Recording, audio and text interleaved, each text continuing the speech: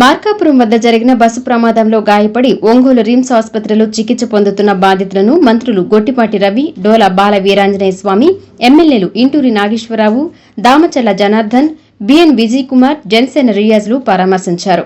కందుకూరు నియోజకవర్గం వలేటివారిపాళెం మండలం అంకభూపాలపురం గ్రామానికి చెందిన బత్తల మణెమ్మ ప్రమాదంలో గాయపడి 2 చేతులు విరిగిపోగా లివర్కు గాయం కావడంతో ఆపరేషన్ జరగగా మంత్రులు సహచర ఎమ్మెల్యేలతో కలిసి ఎమ్మెల్యే ఇంటూరి నాగేశ్వరరావు ఆమెను పరామర్శించారు.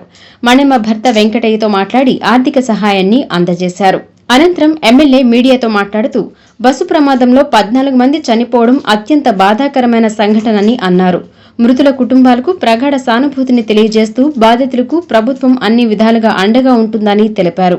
ఈ కార్యక్రమంలో టీడీపీ నాయకులు ప్రగడ శ్రీనివాసులు, బండారు సోమరాజు తదితరులు ఉన్నారు. బస్సులో కూడా మా నియోజకవర్గం నుంచి కూడా ముగ్గురు ప్రయాణించడం జరిగింది. దానిలో పద్మాని అమ్మాయి, ఒక అమ్మాయి చనిపోవడం, ఇద్దరికి గాయాలు పాలు అయ్యి ఉన్నారు. వాళ్ళు కూడా హాస్పిటల్లో ఉన్నారు. చాలా దురదృష్టకర సంఘటన జరిగింది.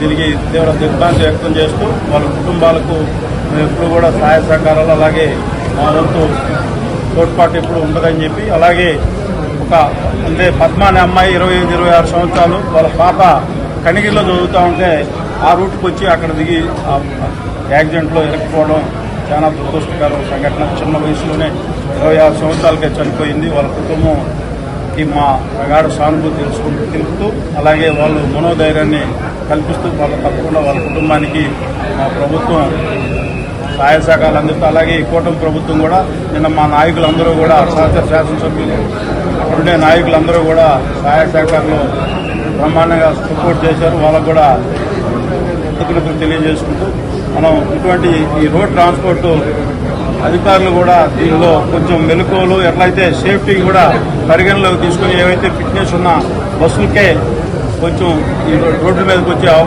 అవకాశం కల్పించాలని చెప్పి, ఏవైతే ఫిట్నెస్ లేని బస్సులు కూడా కొద్దిగా కఠినంగా ఉండాలని చెప్పి రోడ్ ట్రాన్స్పోర్ట్ అధికారులతో కూడా సూచిస్తూ ఈరోజు మా మంత్రివర్యులందరూ కూడా ఈ కార్యక్రమంలో సహాయ సహకారాలు అందించడానికి రావడం చాలా సంతోషకరం. అలాగే ఈ ప్రభుత్వం క్షతగాతుల పట్ల చిత్తశుద్ధితో ఉంటుందని చెప్పి తెలియజేస్తున్నాం.